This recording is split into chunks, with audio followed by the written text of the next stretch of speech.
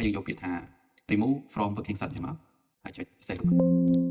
បើស្ដីអ្នកប្រើប្រាស់កម្មវិធី AutoCAD ទាំងអស់គ្នានៅក្នុងវីដេអូនេះខ្ញុំចង់ចែករំលែកនៅលើទីមួយទៀតបើថាយើងមាន block របស់យើងនៅអញ្ចឹងហើយយើងចង់ add object ឬក៏ add អីចូលនៅក្នុង block របស់យើងនេះទៅមិនយើងអាច copy Ctrl C Ctrl V ក៏បានដែរក៏ប៉ុន្តែវិធីដែលខ្ញុំតែងតែប្រើទៅគឺយើងចូលមក block ដែលយើងចង់ add object ចូលសិនទៅហើយយើងដាក់ទីតាំង object ដែលយើងចង់ចូលហ្នឹងយើងដាក់ឲ្យវាត្រូវទីតាំង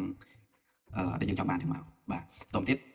ឧទាហរណ៍នេះខ្ញុំចង់ add វាចូលដែរអញ្ចឹងខ្ញុំចូលមក block ធំរបស់ខ្ញុំនេះ OF ចឹងមកបើមិន OF enter ចឹងមកតោះទីអានេះវានៅខាងក្រៅនេះយើង select យើងអីយើងអាច move បានទេអញ្ចឹងយើងចង់ add វាចូលក្នុងយើងគ្រាន់តែចុចលើវាចឹងមកហើយយើងយកពាក្យថា add to worksheet នេះ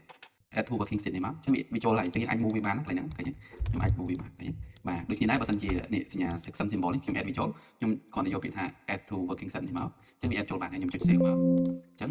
វាអត់មាននៅខាងក្រៅទេនេះថាខ្ញុំបានទាញវាចូលនៅក្នុងហ្នឹងហើយបើសិនខ្ញុំចង់យកវាចេញពី block ដូចគ្នាដែរយើងធ្វើចឹងដែរមកយើងយកនេះមកបន្តខ្ញុំចង់យកនេះចេញហើយខ្ញុំចង់យកនេះចេញពីក្រៅទៅវិញអញ្ចឹងណាហើយយើងយកពាក្យថា remove from working set ចឹងមកហើយចុច save មកបាទអញ្ចឹងយើងអាចអានេះឃើញយើងអាចលុបវាចោលបានណាមិញនេះឃើញមានវានៅខាងក្រៅ working set របស់យើងនេះនេះក៏វានៅខាងក្រៅដែរអញ្ចឹងណាបាទបើសង្ឃឹមថាវីដេអូនេះអាចជួយសម្រួលដល់អ្នកនរគ្នាបានខ្លះជួបគ្នានៅវីដេអូបន្តទៀត